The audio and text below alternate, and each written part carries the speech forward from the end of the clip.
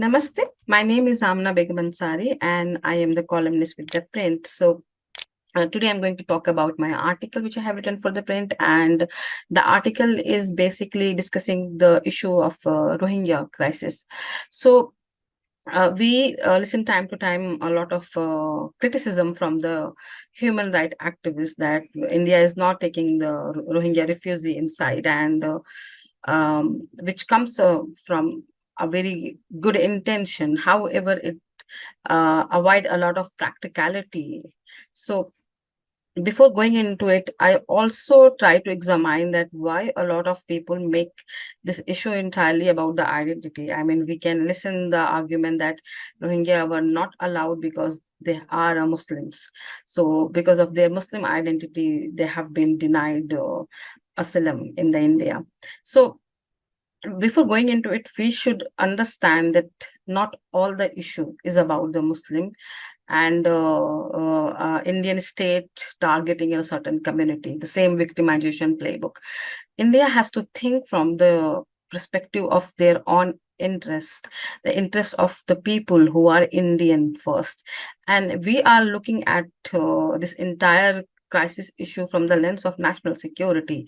We have to go into the history and see the history of the Rohingya, how they have been indulged in a terrorist activity, how they have there has been found link between them, not them, between the radical group of Rohingya and Al Qaeda and ISIS, which brings a lot of trouble for Indian state and common Indian citizen.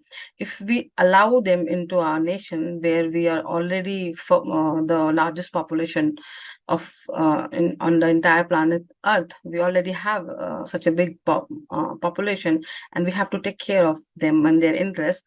So when we allow those people and their with their history and the potential of radicalization, we also give chances to such a element within the Indian Muslims to make a coalition with them, do a collaboration with them. So the potential is also that those kind of element will come inside the India and do radicalize Indian Muslims, will do brainwash and can create a certain kind of link between Indian Muslims and those radical institutions. So how I see it, it is a very big threat to Indian Muslims itself on both front.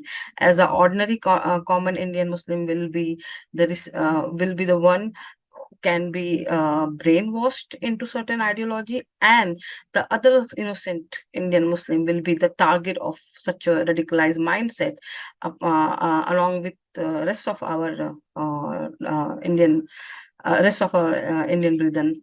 So first concern should be the national interest.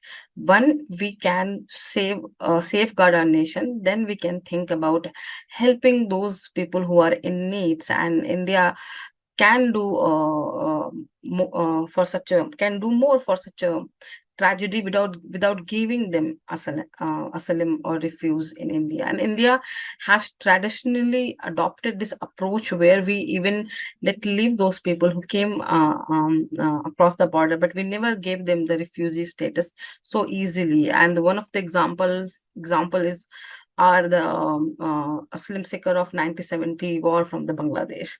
So uh, the whole argument of this article was that instead of making it about the identity and the same victimhood playbook, please look this issue from the prism of your national interest.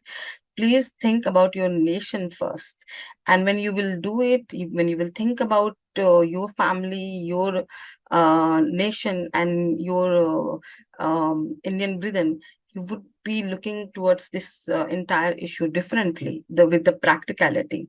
And there are certain intellectuals coming from the Muslims who see it as an injustice on Indian Muslims if not giving asylum or refugee to illegal immigrant is any kind of injustice on Indian Muslim.